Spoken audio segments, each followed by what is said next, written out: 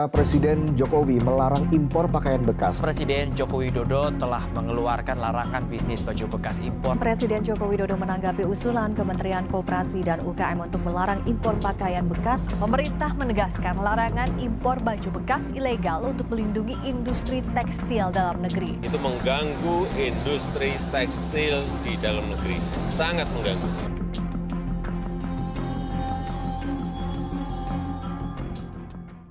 Assalamualaikum warahmatullahi wabarakatuh. Halo teman-teman semua. Kami dari kelompok 5 Hukum Lingkungan kelas A. Hari ini kami berada di Senen. Kami ingin mewawancarai beberapa penjual serta beberapa pembeli mengenai fenomena thrifting. Yuk, kita ikutin keseruannya. Let's go. Oke guys, sebelum kita masuk ke dalam pembahasan mengenai tensi fenomena budaya thrifting terhadap lingkungan, kita ini harus tahu guys, apa sih arti thrifting itu? Nah, sebenarnya kata thrifting itu berasal dari bahasa Inggris, yaitu thrift, yang artinya berbelanja secara hemat. Nah, thrifting ini sendiri merupakan suatu kegiatan untuk mencari barang-barang bekas dengan harga yang murah, yang biasanya produknya itu berasal dari produk lokal atau produk impor maupun produk-produk limited edition yang memiliki value dan sudah tidak diproduksi kembali oleh produsen. Oh ya guys, ngomong-ngomong tentang thrifting, awal mula kegiatan thrifting di samping Indonesia itu sebenarnya sudah dilakukan sejak tahun 1980-an yang dikenal dengan sebutan aul-aul, artinya pakaian impor atau barang bekas yang dijual. Kegiatan thrifting ini menjadi peluang usaha bagi penjual untuk berjualan baju bekas impor dengan modal yang sedikit, yang dimana pembelinya itu banyak diminati oleh kalangan anak muda. Karena banyak banget nih pilihan model baju mulai dari tahun 80-an sampai model baju yang kekinian. Dan kualitasnya juga masih lumayan bagus kok. Jadi para anak muda dapat tampil stylish dengan budget yang masih ramah di kantong. Guys, kalian tahu nggak? Kegiatan thrifting ini menjadi transaksi jual beli yang ilegal karena pakaian bekas impor ini masuk ke dalam kategori sebagai limbah mode dan dilarang untuk melakukan impor.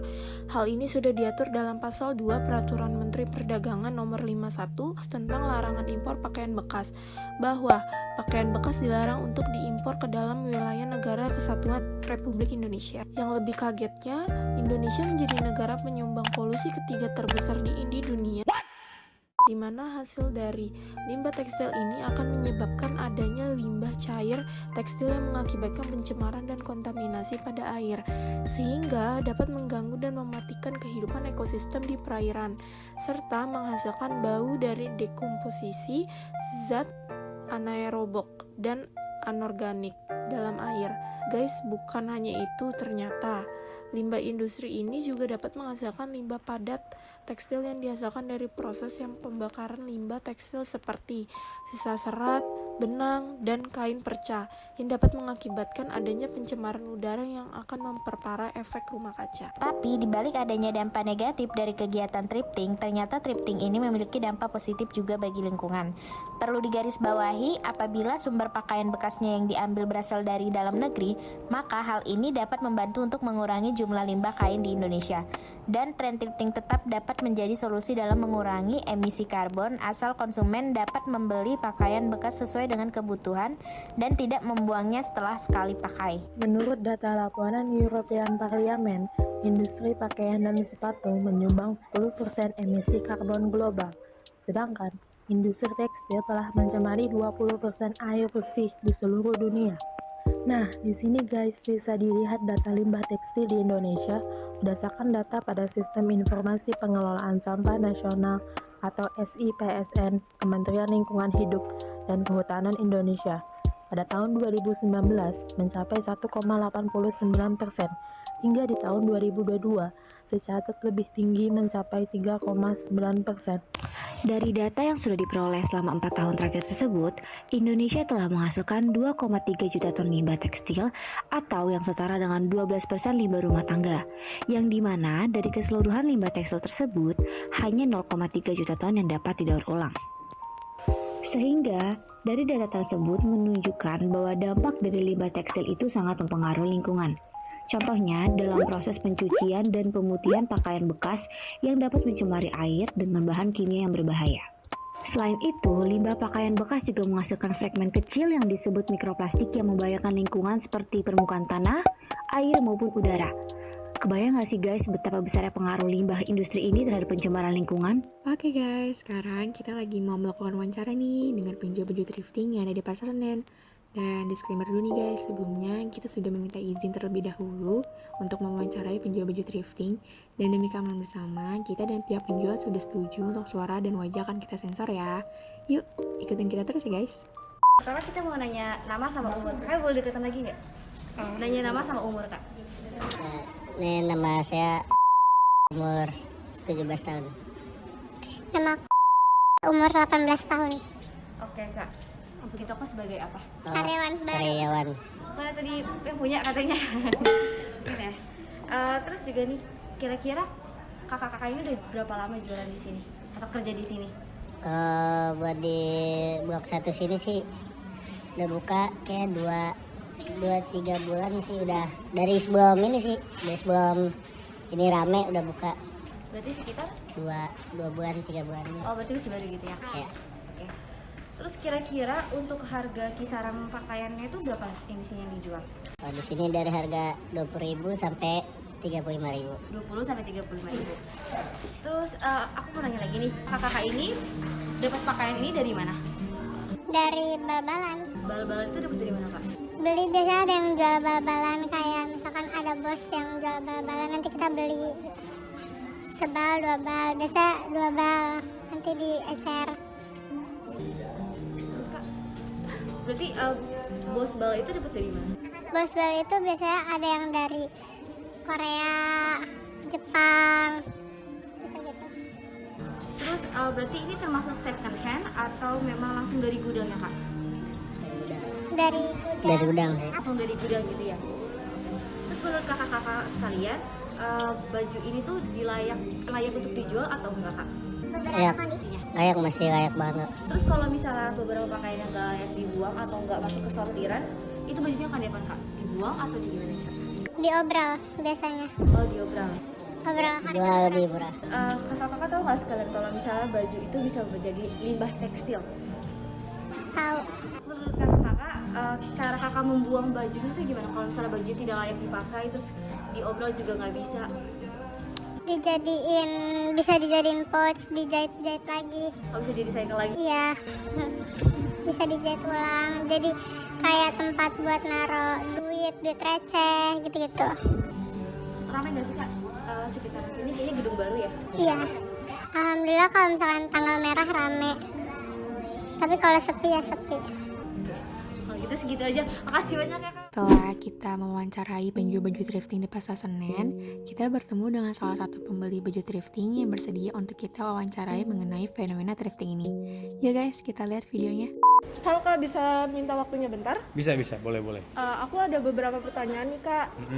Bisa tolong dijawab ya. Nanti Boleh. kalau misalkan emang nggak berkenan terjawab, nggak apa-apa, di skip aja. Oke, aku mau nanya Kak, nama kakak? Aku namanya Eden. Oh iya, statusnya apakah kuliah, kerja, Kebetulan pengangguran? aku kebetulannya sekarang lagi jalan bisnis. Oh, bisnis. Oke, aku mau nanya ya Kak, kalau boleh tahu kenapa kakak nih lebih milih pakaian thrifting daripada pakaian baru Kak? Ya, jadi kan walaupun saya pebisnis, ya namanya pebisnis kan cara muterin uang tuh kan harus banget pinter ya. Jadi gimana caranya saya masih bisa menggunakan outfit atau baju tapi tidak memaksakan gitu. Dalam arti memang sih saya bisa beli brand-brand mahal segala macam gitu ya. Cuman saya juga mencintai produk Indonesia atau enggak mendukung 100% untuk UMKM di Indonesia gitu. Bagus banget nih Kak. Ya. Berarti seberapa sering Kak kalau membeli baju pakaian thrifting tuh di sini, di Pasar Senen? Ya kalau misalnya dibilang seringnya sih paling hitungan sebulan bisa 2 kali 4 kali lah gitu. Itu pun juga pasti udah hitungannya saya udah pasti belanja banget gitu. Itu sih Kak. Oke, pertanyaan lanjutan. Kakak kan sering nih beli pakaian ini, pakaian thrifting. Kalau misalkan di rumah ada pakaian yang gak kepake lagi tuh kira-kira bakal diapain? Nah jadi sedikit cerita ya. Jadi kan kalau misalnya saya sering beli di itu kalau kita sadar kita pada saat kita beli kaos kayak misal kaos kita sekali pakai besok langsung bledel tuh, langsung kendor-kendor ya kan. Nah itu sayang banget menurut saya ketika saya beli kaos itu harganya 200.000 atau 300.000 dan dibandingin di compare banget sama baju thrifting ya masih long lasting gitu, long term juga kan. Jadi menurut saya ya mendingan pakai apa namanya yang thrifting ini gitu. Kalau emang bener nggak bisa dipakai lagi ya palingan buat kain lap sih kayak gitu sih. Oh iya. Ya udah segitu aja. Oke, makasih ya Kak. Oke guys, dapat disimpulkan bahwa pakaian bekas atau pakaian thrifting ini termasuk ke dalam kategori sebagai limbah tekstil yang dilarang untuk melakukan impor ataupun ekspor. Hal ini dikarenakan dapat mempengaruhi berbagai aspek, mulai dari aspek kesehatan, keselamatan, keamanan, sampai lingkungan. Sampah pakaian bekas dari hasil impor inilah yang menjadi dampak negatif dan dilarang oleh pemerintah Indonesia. Kegiatan thrifting juga berdampak positif bagi lingkungan apabila sumber pakaian bekas yang diambil berasal dari dalam negeri. Jika pakaian bekas yang dijual kembali merupakan hasil dari pengusaha lokal, maka dapat membantu mengurangi jumlah limbah kain di Indonesia. Jadi melalui kegiatan thrifting ini, kita dapat membantu untuk melawan krisis iklim dengan lebih sedikit membeli pakaian baru, mengenakan pakaian yang kita punya lebih lama, dan mendaur ulang pakaian bekas serta memperbaiki pakaian. Salah satunya dengan menerapkan 5R: refuse, reuse, reduce, repurpose, dan recycle. Maka, sebagai generasi muda yang peka dengan isu lingkungan, tentunya kita harus lebih bijak dalam berbelanja, dengan tidak membeli pakaian secara berlebihan dan membeli pakaian sesuai dengan kebutuhan demi keselamatan bumi kita bersama. Jadi kita mau kemana? Kita mau menjelajah thrifting. Kita mau thrifting.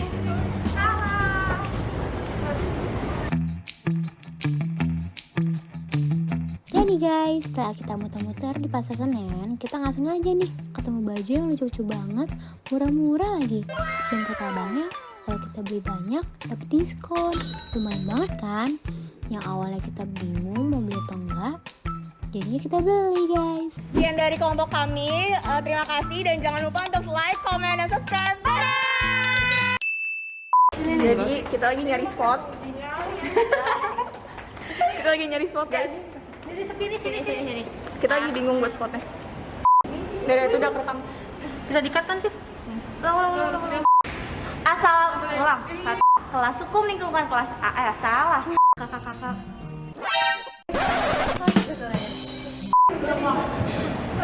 Bang, ini muat sama saya bang? Muat. Kalau nggak muat boleh balikin bang? Tadi itu kan Sekian dari kelompok kami. Terima kasih. Ini orang-orang ini. Sekian dari kelompok kami, jangan lupa. Jangan lupa sikat gigi.